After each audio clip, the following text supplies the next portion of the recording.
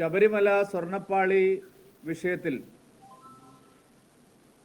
ഇപ്പോൾ നടന്നുകൊണ്ടിരിക്കുന്ന പ്രത്യേക അന്വേഷണ സംഘത്തിന്റെ കേസന്വേഷണം വമ്പൻ സ്രാവുകളെ രക്ഷിക്കാനും ഏതാനും ചില ഉദ്യോഗസ്ഥന്മാരെയും പരൽ മീനുകളെയും പ്രതിയാക്കി കേസ് അന്വേഷണം അട്ടിമറിക്കാനുള്ള ആസൂത്രിതമായ ഗൂഢാലോചനയാണ് ഇപ്പോൾ നടക്കുന്നത്. സ്വർണ്ണപ്പാളി വിഷയം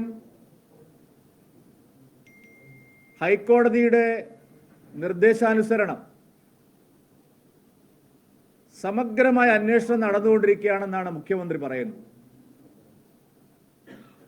ദേവസ്വം മന്ത്രിയും ആവർത്തിക്കുന്നത് ശരിയായ അന്വേഷണം നടക്കും, എല്ലാ കുറ്റവാളികളും വലയിലാവുമെന്നാണ്.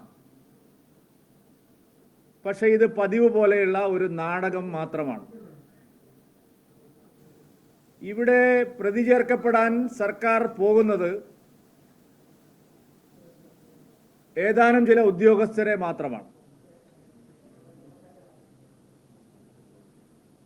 മുൻ ദേവസ്വം ബോർഡ് മെമ്പർ പത്മകുമാറിനെയും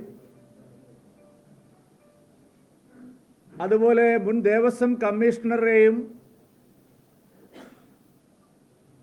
ഒരുപക്ഷെ ഈ കേസിലേക്ക് കൊണ്ടുവരാൻ സർക്കാർ ഈ അന്വേഷണം ചിലപ്പോൾ ശ്രമിച്ചേക്കും.